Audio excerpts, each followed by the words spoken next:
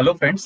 आज की class prelims के पॉइंट ऑफ व्यू से बहुत ज़्यादा इंपॉर्टेंट है, क्योंकि आज मैंने क्या है कि 30/4/2021 की करंट न्यूज़ को एक एमसीक्यूज के फॉर्म में दिया हुआ है।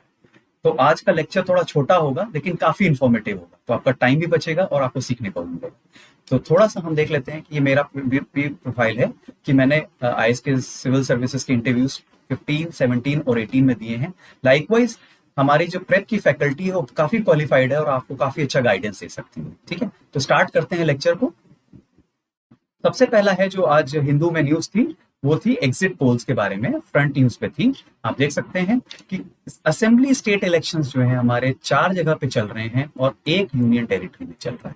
ठीक है, तो अब इसके बारे में मैं आपसे भी डिटेल में डिस्कस करूंगा। पहले क्वेश्चन से स्टार्ट करते हैं। Which of the following is true about exit polls? Exit polls के बारे में क्या क्या चीजें सही होती हैं? पहला option, it is conducted by government agency like PIB. No, this option is wrong. ये गवर्नमेंट एजेंसी, कोई भी गवर्नमेंट एजेंसी एग्जिट पोल नहीं करती है। ठीक है, it is conducted before the polls. क्या पोल्स होने से पहले इसको कंडक्ट किया जाता है? No, this option is also wrong. I will explain you in the next slide what is the correct options. It is based on people survey.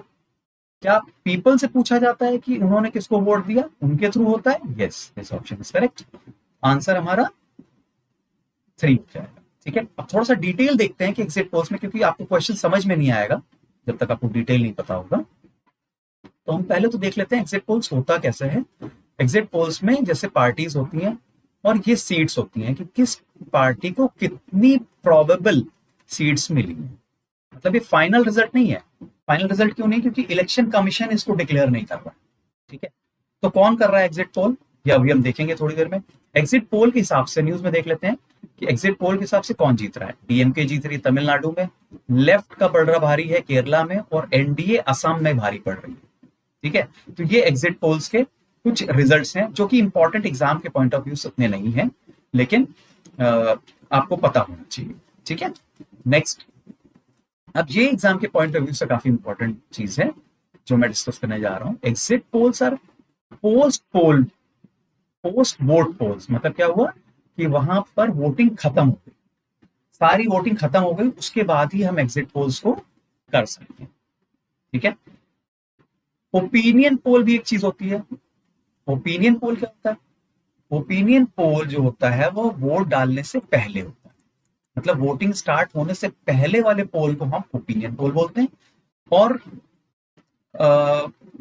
Voting खत्म होने के बाद जो पोल्स करते हैं हम उसको बोलते हैं एग्जिट पोल्स। ठीक है, दूसरा, who conducts these exit polls? ये भी आपके अभी आपने देखा होगा, अभी क्वेश्चन में पूछा था मैंने ऑप्शन में। These polls are conducted by private firms and media organisations. Private firms और मीडिया ऑर्गेनाइजेशंस इसको कंडक्ट करती हैं। ठीक है, कैसे कंडक्ट करती हैं, क्या मैकेनिज्म होता है? Method of random sampling and systematic sampling. आपको मैं बता देता हूं क्या होता है ये दोनों चीजें। जैसे एक एग्जांपल लेते हैं वेस्ट बंगाल का। वेस्ट बंगाल में बहुत सारे डिस्ट्रिक्ट हैं, हर डिस्ट्रिक्ट में बहुत सारे लोग। ठीक है, तो हम क्या करेंगे, it's not possible for anybody to ask every person. मतलब मान लीजिए वेस्ट बंगाल की पॉपुलेशन, आइडिया नहीं है मुझे, लेकिन मान लीजिए से 5 करोड़ है। ठीक है, तो ये पॉसिबल नहीं कि 5 करोड़ लोगों से हम पूछें कि आपने किसको वोट दिया। तो हम क्या करते हैं कि हर डिस्ट्रिक्ट से हमने 2 आदमियों को पूछ लिया, 2 पर्सन फ्रॉम ईच डिस्ट्रिक्ट। ठीक है, तो क्या होगा, मान लीजिए उसमें 15 डिस्ट्रिक्ट हैं, तो हर डिस्ट्रिक्ट से 2% मतलब 30 लोगों से हमने पूछ लिया, और 30 लोगों से पूछ करके हमने एग्जिट पोल का रिजल्ट डिक्लेयर कर दिया। ठीक है, इसको बोलते हैं हम रैंडम सैम्पलिंग। अब सिस्टमैटिक सैम्पलिंग क्या होती है? सिस्टमैटिक सैम्पलिंग में हम क्या करते हैं कि जैसे ये जो पर्सन्स हैं उनको हमको 5 हिंदुओं से पूछना है, हमें 5 मुस्लिम से पूछना है। ठीक है, वुमेन से हमको पूछना है, SC ST से पूछना है। ठीक है, जो डिस्ट्रिक्ट बड़ा है उसमें ज्यादा लोगों से पूछना है। तो इस तरह से हमने सिस्टमैटिक तरीके से बना लिया कि हमको कितने लोग एक डिस्ट्रिक्ट में चाहिए जिनसे हमें पूछना है सिस्टमैटिकली। ठीक है, वो कोई भी हो सकता है सिस्टम, हिंदू मुस्लिम वुमेन और SC के हिसाब से आप ना पूछें। आप हो सकता है एज के हिसाब से पूछ लें कि 45 एंड अबव से 5 लोगों से पूछेंगे। ठीक है, 18 to 45 से आप 5 लोगों से पूछेंगे। इस तरह से कोई भी एक तरीका हो सकता है जिससे आप लोगों से पूछ सकते हैं, ठीक है, उसको बोलते हैं sampling. When are exit polls released, कब अलाउड होते हैं रिलीज करने के?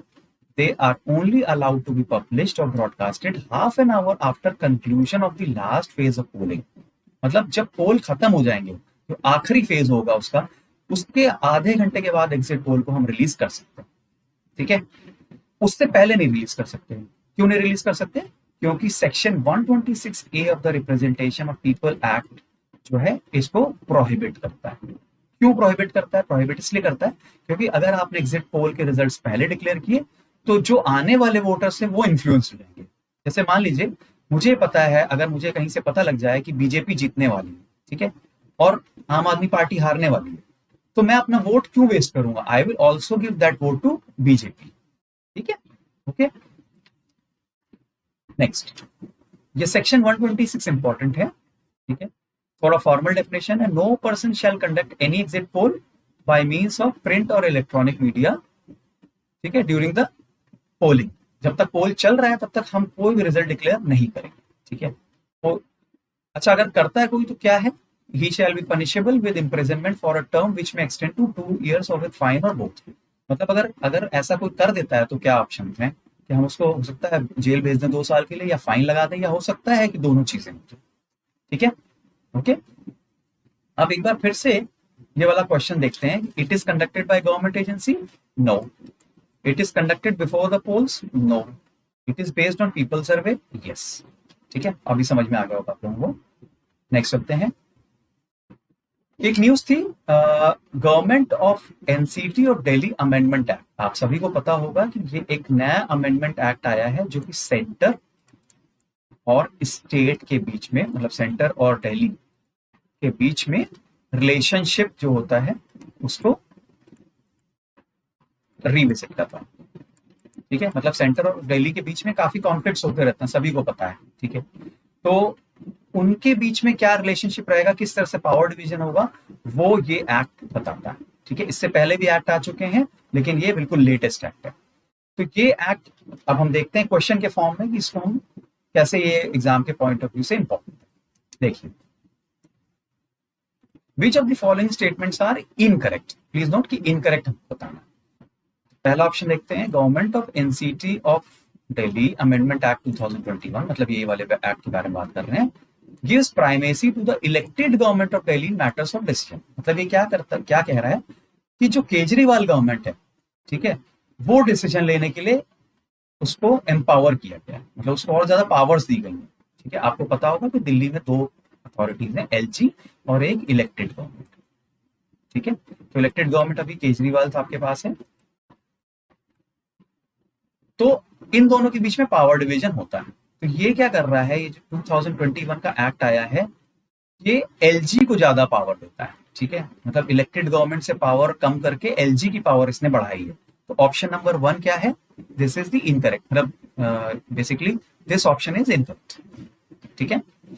Delhi has its own legislature established in the year of 1993 after the Constitution 69th Amendment Act 1991 came into force.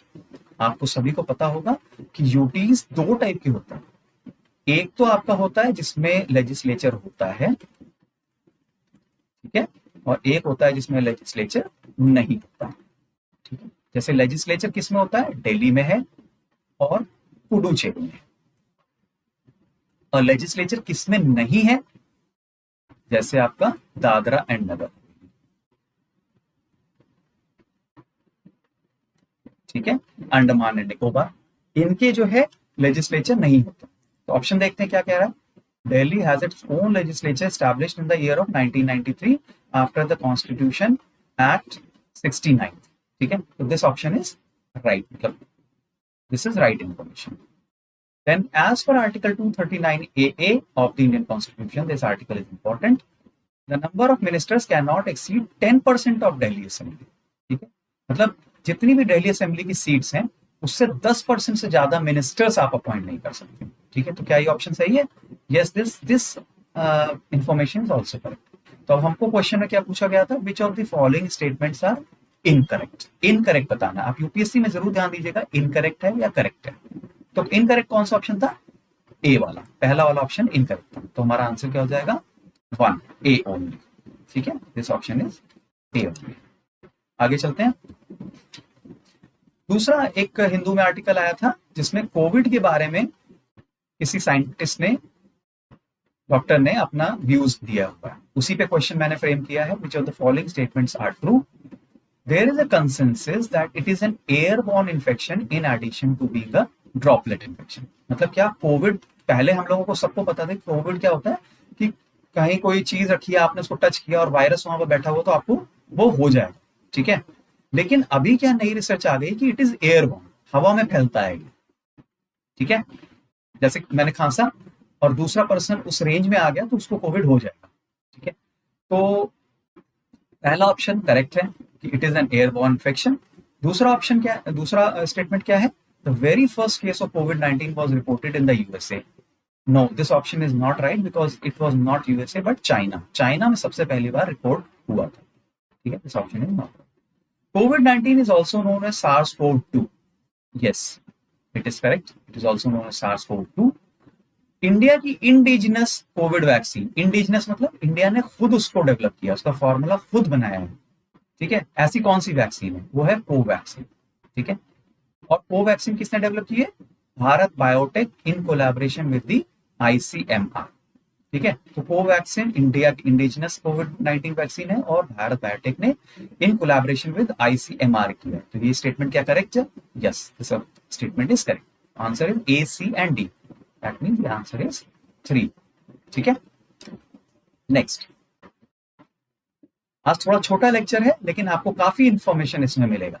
ठीक है, आप देख सकते हैं कि मैंने बहुत ही कॉन्क्रीट फॉर्म में बनाया हुआ है, पिछले बार के लेक्चर की तरह नहीं, काफी इसमें कॉन्क्रीट कर रखा है। इलेक्टोरल बॉन्ड्स, एक जो इंपॉर्टेंट न्यूज में चल रहा है वो इलेक्टोरल बॉन्ड्स है, पेज 6 ऑफ द हिंदू। ठीक है, ये न्यूज एज सच नहीं इंपॉर्टेंट है, इसमें बस इतना बताया गया है कि 4 जो असेंबली इलेक्शंस हैं वो 4+1 मतलब यूपी के इलेक्शन जो हैं वो खत्म हो रहे हैं। ठीक है, और इसमें कई सारी कंट्रोवर्सीज आई, जैसे पहली कंट्रोवर्सी क्या आई, इलेक्टोरल बॉन्ड्स के थ्रू पार्टीज को इलीगल फंडिंग की गई। ठीक है, दूसरा कि बीजेपी जब कंडीशन देख रही है कि कोविड बहुत बढ़ रहा है फिर भी इतनी बड़ी बड़ी रैलीज इन्होंने क्यों लगाया, इसका मतलब इन्हें किसी की चिंता नहीं है। ठीक है, तीसरा, इलेक्शन कमीशन ने फेयरली अपना काम नहीं किया और ये एक बायस बढ़। ठीक है, तो एज सच न्यूज में हम प्रीलिम्स के पॉइंट ऑफ व्यू से electoral bonds are important. Electoral bonds क्या होते हैं, पहला स्टेटमेंट देखते हैं सही है कि नहीं, financial instrument for funding political parties. Yes, this statement is correct. Electoral bonds क्या होते हैं वो आप समझ लीजिए कि जैसे मैं गया बैंक में गया, मैंने कैश जमा किया, मान लीजिए मैंने 10,000 रुपए कैश जमा किया और मैंने कहा कि बीजेपी को मुझे ये 10,000 रुपए पहुंचाने, तो बैंक क्या करेगा, मुझे एक रिसीप्ट देगा जिसको हम इलेक्टोरल बॉन्ड्स कहते हैं। ठीक है, हमें तो रिसीप्ट मिल गई और वो 10,000 रुपए वो बीजेपी के अकाउंट में उसको डिपॉजिट करा देगा। ठीक है, तो bonds are nothing but receipts. तो पहला स्टेटमेंट देखते हैं, it is financial instrument funding political parties. Yes, it is true. Second option देखते हैं, PNB is the only authorised bank to issue the bonds. No, this option is not right because SBI is the authorised bank to issue the bonds. Okay, it's the SBI not the PNB.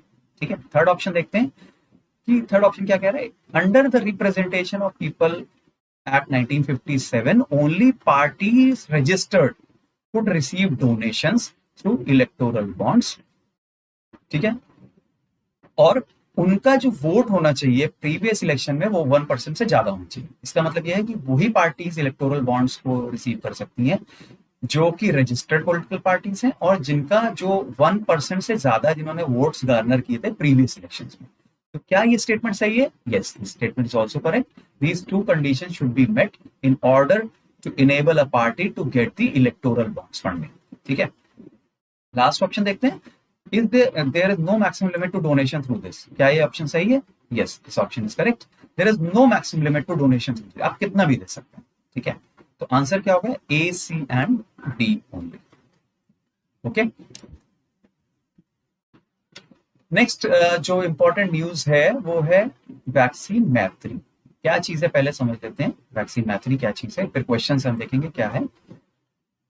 ये क्या है, initiative है India के part पे poor developing countries को जो हमारे अलावा हैं, ठीक है, उनको हम वैक्सीन प्रोवाइड कर रहे हैं। ठीक है, हमारे पास 2 वैक्सीन हैं, कोवैक्सिन और कोविशील्ड। ठीक है, तो हम क्या कर रहे हैं कि जो अपने पड़ोसी देश हैं, ठीक है, जो गरीब देश हैं, उनको भी हम वैक्सीन प्रोवाइड कर रहे हैं। कुछ ग्रांट्स के फॉर्म में, मतलब विदाउट एनी पेमेंट, और कुछ पेमेंट्स के फॉर्म। ठीक है, तो अब हम देखते हैं कि क्वेश्चंस के फॉर्म में इसको समझने की कोशिश करते हैं। Which of the following statement is correct about vaccine मैत्री?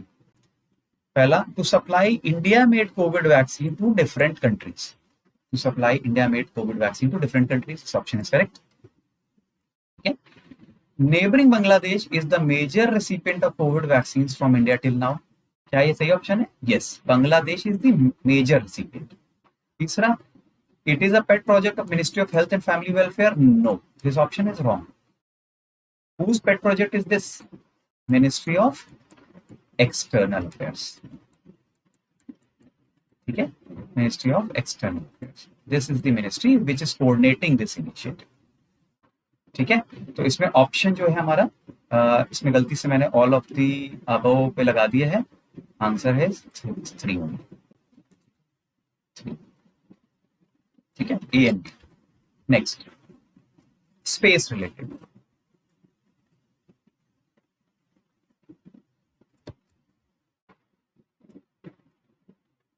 Okay, space related. अब ये इंपॉर्टेंट न्यूज में था, ये आप स्निपेट यहां देख सकते हैं इसका, कि चाइना ने अभी क्या किया हुआ है, एक permanent space station, permanent space station जो है ये प्लान कर रहा है स्पेस में भेजने के लिए। ठीक है, अब ये परमानेंट स्पेस स्टेशन होते क्या है? ठीक है, बड़ी मजेदार चीज है, ध्यान से सुनिएगा। परमानेंट स्पेस स्टेशन वो चीज होती है जहां पर क्रू मेंबर्स रहते हैं। मतलब जैसे हमने स्पेस में एक एयरक्राफ्ट, आप सिंपल लैंग्वेज में इसको ऐसे समझ सकते हैं कि हमने स्पेस में एयरक्राफ्ट भेज दिया और उसमें कुछ लोग हैं, और वो जो लोग हैं वो काफी समय वहां स्पेंड करते हैं, जैसे मे बी 6 मंथ्स। ठीक है, और वो वहां रह करके, उस स्पेस क्राफ्ट में रह करके काफी चीजों पर रिसर्च करते हैं। जैसे क्या क्या रिसर्च करते हैं? जैसे वहां की वेजिटेशन की, मान लीजिए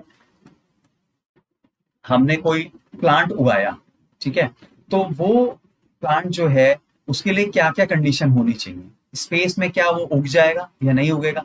फिर उसमें चेंज करके देखते हैं कि अगर हमने मान लीजिए एक दो जो न्यूट्रिएंट्स मिसिंग थे, अगर हमने उसको डाल के देखा तो क्या अब प्लांट्स उग रहे हैं, या इस टाइप की कोई भी रिसर्च, ठीक है, स्पेस के बारे में। तो वो इस तरह की जो रिसर्च होती है वो स्पेस स्टेशन के अंदर होती है। ठीक है, तो अब तक हमारे पास सिर्फ एक इंटरनेशनल स्पेस स्टेशन होता था जो कि नासा का था। ठीक है, तो चाइना ने अब अपना परमानेंट स्पेस स्टेशन बनाने का मन बनाया है, उसका नाम है तियानहे। तियानहे, ठीक है, permanent space station for doing research on space. ठीक है, अब क्वेश्चन देख लेते हैं। Tianhe permanent space station is related to which country? मैंने अभी आपको एक्सप्लेन कर दिया, तियानहे जो है वो चाइना से रिलेटेड है। आप इसमें देखिए, जापान, साउथ कोरिया जो है, नाम से लगता है तियानहे कि जापान और साउथ कोरिया का भी हो सकता है, लेकिन इट इज नॉट सो। ठीक है, it is China. Okay okay, this is very important, exam में पूछा जा सकता है। ठीक है, okay, the next topic is page 7 of this your Indian express. इसमें एक आर्टिकल था पीएम किसान के बारे में। ठीक है, कि पीएम किसान के कुछ इंस्टॉलमेंट रिलीज हो गए हैं, उसके रिगार्डिंग था। तो इसमें मैंने क्वेश्चन के फॉर्म में इसको फ्रेम किया हुआ है कि पीएम किसान होता क्या है। इस क्वेश्चन के थ्रू आपको समझ में आ जाएगा कि पीएम किसान होता क्या है। पहला ऑप्शन देते हैं, to augment the income of the farmers by providing income support to all land holding farmers families across the country. ठीक है, क्या ये करेक्ट है कि हम फार्मर्स की इनकम को बढ़ाना चाहते हैं through providing income support? Yes, this option is correct. Under the scheme, an amount of rupees 6,000 per year is transferred in 4 monthly installments. यहाँ पर कुछ गड़बड़ है, ठीक है, this under the scheme an amount of rupees 6,000 per year is transferred in 4 monthly installments of rupees 2,000 directly into the bank accounts of the farmer subject to certain exclusion criteria. ठीक है, इस ऑप्शन को हम देखते हैं कि 6,000 रुपए per year जो है हम ट्रांसफर करेंगे किसान के अकाउंट में डायरेक्टली इन 3 इंस्टॉलमेंट्स। ठीक है, थोड़ा कंफ्यूजन हो गया था, लेकिन अब सही है। 3 इंस्टॉलमेंट, हर 4-4 महीने पे हम 3 बार में 2-2 हजार रुपए ट्रांसफर करेंगे उसके बैंक अकाउंट में डायरेक्टली। और कुछ एक्सक्लूजन क्राइटेरिया भी हमने बना रखा है, ऐसा नहीं कि हम सारे लोगों को दे रहे हैं, सारे फार्मर्स को। आपको पता होगा कि मेजर फार्मर्स भी होते हैं, जो बड़े फार्मर्स हैं, बिग फार्मर्स, और स्मॉल फार्मर्स भी होते हैं। तो बड़े फार्मर्स को देने का तो कोई मतलब ही नहीं बनता, स्मॉल फार्मर्स को ही देने का फायदा है। ठीक है, तो उस केस में कुछ एक्सक्लूजन क्राइटेरिया भी हमने बना रखा। ठीक है, तो this option is also correct. Let's see the third option. The entire responsibility of identification of beneficiary rests with the state or UT government. Is this statement correct or not? क्या state beneficiaries को देखेगा, identify करेगा, या centre करेगा या state करेगा? तो this is state, state ही करेगा, स्टेट ही बेनिफिशियरीज को आइडेंटिफाई करेगा। This option is also correct. It was launched on February 24, 2019. Yes, this option is also correct. At least we should remember 2019. ठीक है, all the options are correct. That's why our option is option number 4, all of the above. ठीक है, this is about PM Kisan. Okay, next AC page 8 पे दिया हुआ था ये। ठीक है, ये आर्टिकल है, आप देख सकते हैं इसको। म्यांमार में आजकल बहुत दिक्कत हो रही है। क्या हो रहा है कि वहां पर कूप चल रहा है। कूप का मतलब क्या होता है कि जो गवर्नमेंट है उसके अगेंस्ट लोग खड़े हो गए हैं। ठीक है, जो प्रेजेंट गवर्नमेंट है उसको हटा करके हम नई गवर्नमेंट चाहते हैं। तो अभी वहां क्या है, मिलिट्री डिक्टेटरशिप। ठीक है, मिलिट्री का रोल वहां ज्यादा है, तो लोग चाहते हैं कि वहां डेमोक्रेसी आए, मिलिट्री रूल ना। तो ये वो वहां पर कूप क्रिएट करना, मतलब वो हटा करके मिलिट्री रूल को सिविलियन रूल लाना चाहते हैं। ठीक है, कुछ क्वेश्चन उसमें एशियन के बारे में था। ठीक है, तो मैंने फ्रेम किया है एशियन के बारे में। एशियन बहुत इंपॉर्टेंट टॉपिक है इंडिया के पॉइंट ऑफ व्यू से, क्योंकि एशियन एक बहुत इंपॉर्टेंट पार्टनर है एक्ट ईस्ट पॉलिसी में। इंडिया की एक्ट ईस्ट पॉलिसी है, जिसके थ्रू हम अपना ईस्ट के साइड में जो कंट्रीज हैं उसमें रिलेशनशिप हम अपना इंप्रूव करना चाहते हैं। एक्ट ईस्ट पॉलिसी तो क्या है? Asian itself was created on 8 August 1967।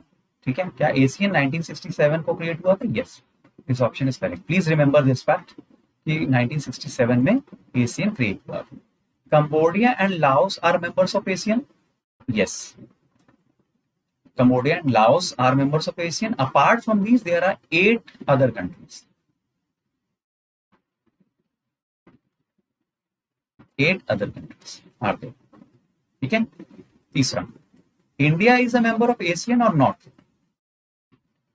No, India is not a member of the ASEAN. India has got relationship with the ASEAN, very strategic relationship with the ASEAN, but it is not a member of ASEAN. ASEAN के अंदर नहीं आता है, Asian के बाहर है। ठीक है, तो option number A and B only is correct. ठीक है, कुछ एक आध फैक्ट्स और हम देखते हैं कि 1967 में जब एशियन बना था तो कहां बना था? बैंकॉक डिक्लेरेशन उसको बोलते हैं, बैंकॉक डिक्लेरेशन। ये बहुत इंपॉर्टेंट चीज है। ठीक है, अभी 2015 में एशियन कम्युनिटी बनाई गई थी। ठीक है, it is comprised of 3 pillars: Asian political security community, Asian economic community, Asian socio cultural community. तो क्या है एशियन? इससे हमको पता लगता है कि एशियन क्या क्या मैटर्स को डिस्कस करता है। पॉलिटिकल एंड सिक्योरिटी, ठीक है, इंपॉर्टेंट है। इकोनॉमिक कम्युनिटी और सोशियो कल्चरल। ठीक है, सोशियो कल्चरल में भी, इकोनॉमिक में और पॉलिटिकल सिक्योरिटी में भी इसका पार्टिसिपेशन है। आपस में कंट्रीज में कोलैबोरेट करते हैं इन 3 एरियाज में। ठीक है, okay, thank you very much. But before going मैं डिस्कस करना चाहता हूँ कुछ कमेंट्स बच्चों ने मुझे दिया था, जो उस पे स्लाइड्स पे था, कि क्या हम अगर इंग्लिश में अपना मेंस देते हैं तो क्या हिंदी में हम इंटरव्यू दे सकते हैं? मतलब आपने मेंस तो इंग्लिश में लिखा लेकिन इंटरव्यू आप हिंदी में देना चाहते हैं। Yes, it is possible, this is possible. ठीक है, this is possible, very much possible. Okay, और मैंने आपको जो एक्सरसाइजेस दी थी उसमें एक आपको HRW के बारे में बोला था मैंने, ठीक है, और इलेक्टोरल बॉन्ड्स के बारे में बोला था, ठीक है। HRW जो है प्रीवियस लेक्चर में मैम ने आपके कवर कर लिया, इसलिए मैं इस लेक्चर में अभी कवर नहीं कर रहा हूँ, ठीक है। इलेक्टोरल बॉन्ड्स मैंने इसमें यहाँ पर कवर कर लिया, ठीक है। तो thank you so much for listening to me patiently. इसी तरीके से मैं वीडियोस बनाता रहूंगा और कोशिश करूंगा कि 10 से 15 क्वेश्चन हर जब भी मैं वीडियो बनाऊं तो आपको दे दूं। उससे क्या होता है कि इजी हो जाती चीजें रिमेंबर करना, ठीक है। Thank you so much.